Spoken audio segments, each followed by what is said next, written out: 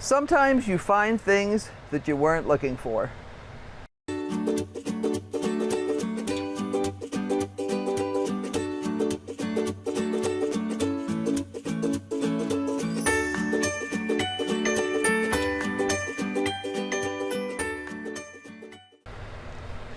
Good morning, this is Irene with BrainStormAcres.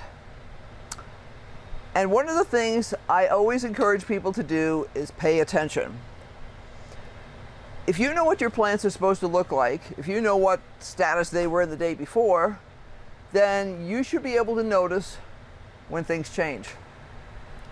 And people who'll say things to me like, oh, I didn't have my glasses on when I went out to the garden, so I didn't notice it for a couple of days. There's a little voice in my head that wants to just say, slap.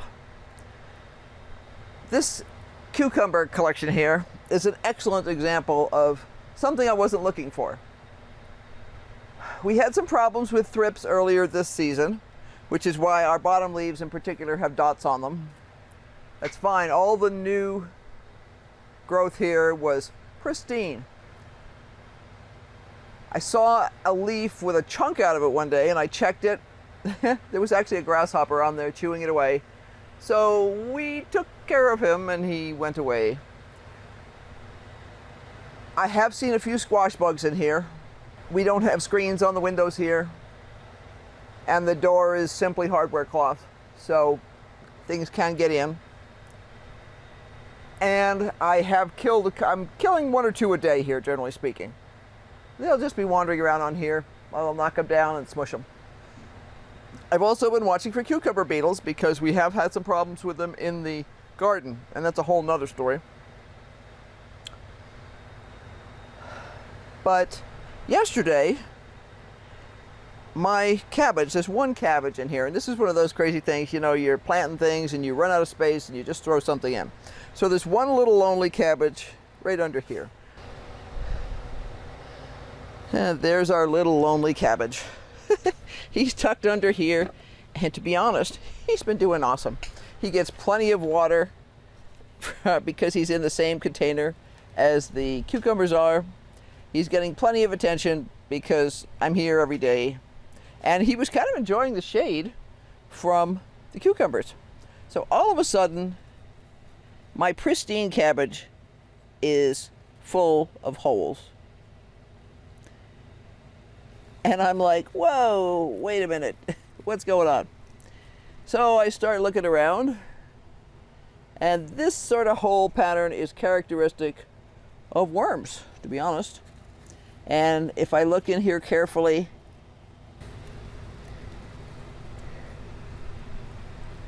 those tiny little dots in there, which are about a 32nd of an inch in diameter, are worm poo. So I always watch for things like that when I'm going over my plants, because sometimes you'll see worm poo without the worms, and then you got to go find the worms. So I started looking around underneath everything. And sure enough, I had some inchworms, which is not what I would normally expect to find, but worm is a worm, so I smushed everybody I could find. And went over them pretty carefully. I got 4 or 5, and I'm like, okay, gonna have to keep watching. Then all of a sudden, I see this on these leaves.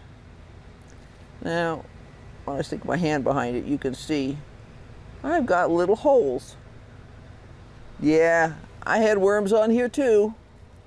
When you flip them over, you could see that there were, it creates this kind of a nice little lacy pattern, and that's a worm. So I went through this guy this morning. I should have taken a picture of the worms. I forgot. I'll see if I can find one. But yeah, I found about 5 or 6 worms on these guys, and of course it makes sense. They're in super proximity to the cabbage. All they did was climb up the stalks. But yeah, I found a bunch of worms on here too. So you can bet that every morning from now on, when I'm out here checking for squash bugs and Colorado potato beetles and cucumber beetles and all those other beetles and things, I will also be watching, because I'm watching for aphids, I'm watching for resurgences of the thrips, I'm watching for everything. I will also be watching for these cute little inchworms, which really are kind of cute. I mean, they're fun to watch when you're a kid, but when they're eating holes in your fruit and veggies, they are not so fun.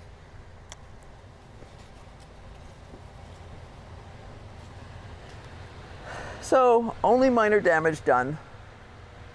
I don't worry about guys like that transmitting diseases. The cucumber beetles and potato beetles can transmit diseases, and so can leaf hoppers. They can carry viruses and stuff. So they are considerably more dangerous. As you can see, we're being attacked by cucumbers here. I picked 3 in the last couple of days. And you can see these things grow to about a foot long, I would say. And that's usually when I harvested another one this morning that was actually slightly larger than this one. And that one is already a foot long. But he'll be ready to harvest tomorrow. Some of them are curly, like the one I showed the other day when I made Tsunamono. But most of them are supposed to be straight, and every once in a while I just get a curly one, I don't know. But obviously I've got a ton more coming on. Every one of these little guys here will grow up to be a cucumber. And there's a ton of those on here. So yeah, I just want to make sure that they get to grow up to be happy little Tsunamonos.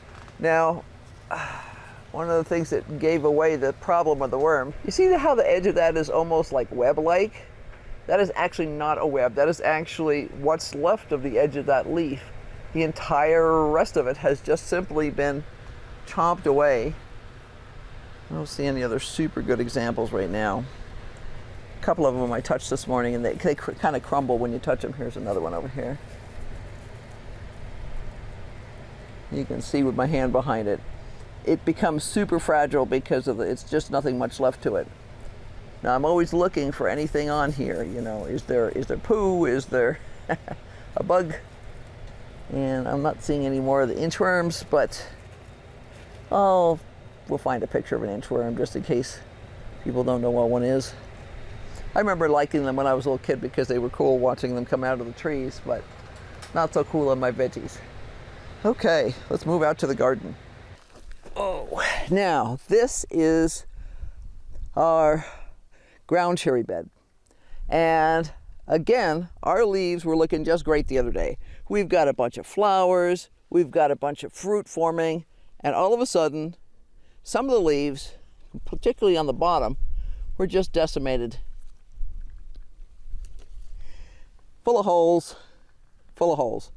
Now, I knew that for whatever reason, these seem to be more attractive to the cucumber beetles than the cucumbers did. So this could be used as a trap crop almost. But all of a sudden, one day, lots of chewed up leaves. And I've got a picture of what I found. Really gross, actually. That was one of those times that I started to squish things, and then I realized this was way beyond squishing. So that night, when the sun was mostly down, I got some spinosad and sprayed, because squishing alone was not going to solve that problem. These things were covered with beetle larvae. I'm not going to leave that be. Otherwise, it would be literally nothing left of these plants. One spraying was all it took. The leaves are still chewed up, but I'm finding very little larvae or eggs left. I smushed a whole ton of eggs on the bottom of these, and that's one of the ways to control it. Problem. Let me see if I see any. See, now there's a cucumber beetle right there, so we'll take care of him. And I'm still watching for more eggs, because if I find egg masses, I can squash those. Now there's an egg mass right there. If you can find the egg masses instead of waiting for them to hatch out, you can do something about it. Now there's a cucumber beetle. Excellent example. Smush. Get him out of here.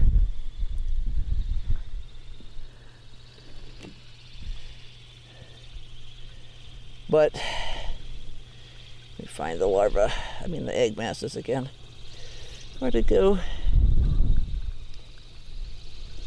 See, I just flip them over. I know I found one. Now I'll have trouble finding it, of course. And now I know I have to find it because I know it's here. And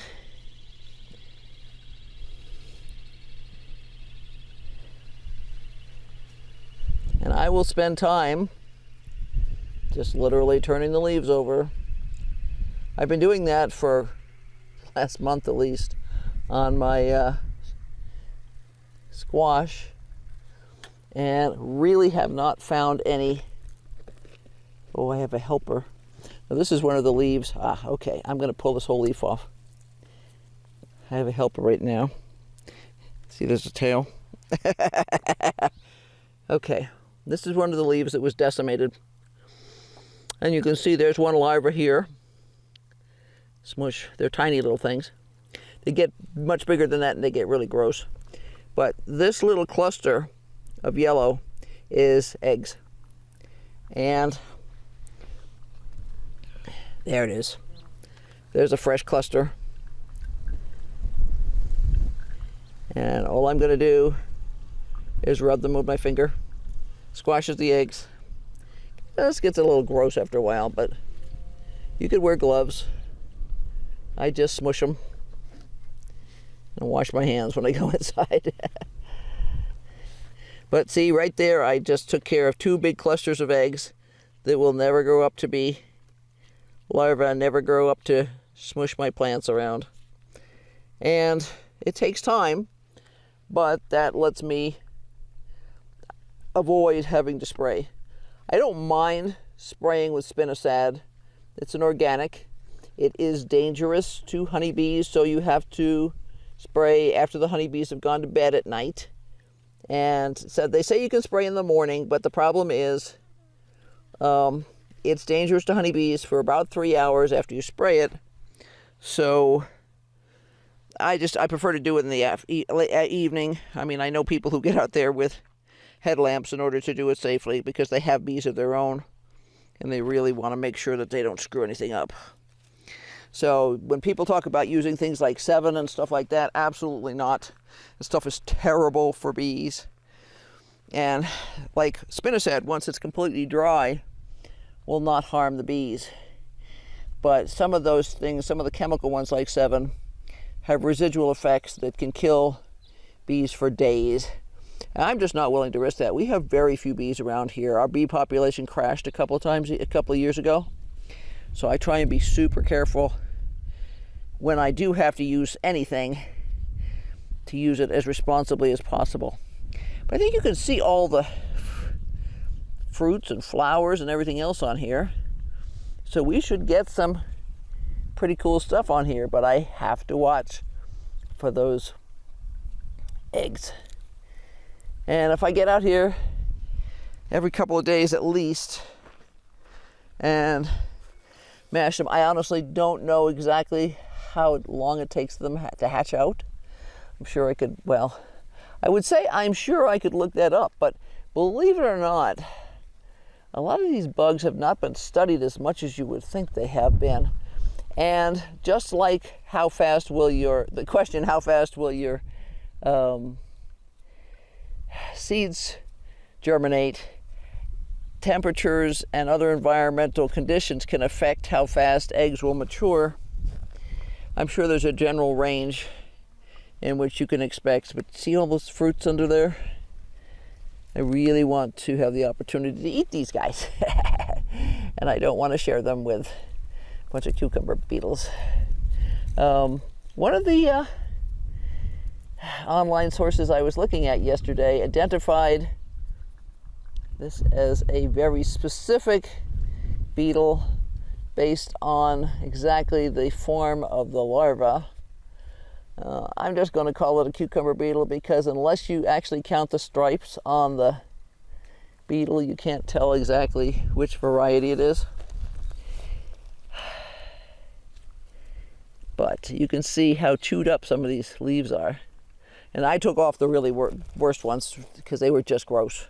And it was, they were covered with nasty, slimy larvae. But you see, I found 3 clusters. I would say that's probably an old cluster that I already mashed. But see those pretty little flowers in there? We want to take advantage of those guys. And look at the size of some of these. They look like old Chinese lanterns. They're very cute. But yeah. You know, and eventually you'll miss some, no matter what you do. See, now there's 2 clusters on 1 leaf. Smush and smush, and that's all it takes. And to be honest, I don't have time to do this every day. I do try and get out here every couple of days.